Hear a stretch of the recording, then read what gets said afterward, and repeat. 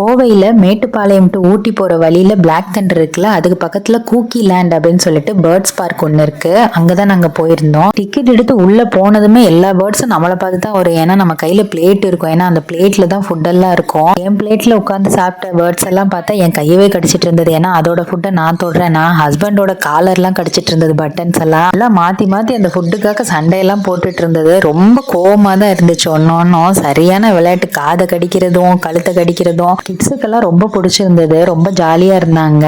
அந்த நம்ம பிளேட்ல வந்து அந்த ஃபுட்டு இருக்கிற வரை நம்மளை தான் சுத்தி சுத்தி வந்துட்டு இருந்தது. இந்த பேர்ட்லாம் நான் தொட அவ்வளோ கோவப்பட்டுட்டு இருந்துச்சு. நிறைய கலர் கலரா இருந்தது பேர்ட்ஸ். இதெல்லாம் கண்ணு அவ்வளோ அட்ராக்டிவா இருந்துச்சு. ஃப்ரூட்ஸ் கொடுத்தோம், அதை சாப்பிட்டுட்டு பாதியை கீழே போட்டுருச்சு. கினி பிக்லாம் இருந்துச்சு. அது பேசாம புதினா கீரை எல்லாம் சாப்பிட்டுட்டு இருந்தது. அப்புறம் நிறைய வெரைட்டி ஆஃப் பேர்ட்ஸ் இருந்தது. இதெல்லாம் வந்து காடை தான். அப்புறம் இகுவானா இருந்துச்சு. இந்த பேர்ட்லாம் பார்த்தீங்கன்னா பயங்கர கோவப்பட்டு இருந்த ஹஸ்பண்டை பிடிச்சி கடிக்க வந்துச்சு. ஃபோன் எல்லாம் கடிக்க வந்துச்சு. வீடியோ எடுக்கவே விடாம பயங்கர கோவக்காரங்களா இருந்தாங்க. அப்புறம் அது பக்கத்துலயே பாக்கெட் மங்கின்னு 2 இருந்துச்சு. பார்த்தா அவ்வளோ குட்டியா இருந்துச்சு. கியூட்டா இருந்தது. 2 சண்டை போட்டுட்டு இருந்தது. மூஞ்சி பாருங்களேன் எத்திரூண்டு இருக்குதுன்னு. ரொம்ப அழகா இருந்துச்சு. இந்த பேர்ட்லாம் பார்த்தா பேசும்னு சொன்னாங்க. நாங்களும் எங்க பேரெல்லாம் சொல்லி கேட்டு பார்த்தோம். ரொம்ப டென்ஷன் ஆகி கத்திட்டு தான் இருந்துச்சு.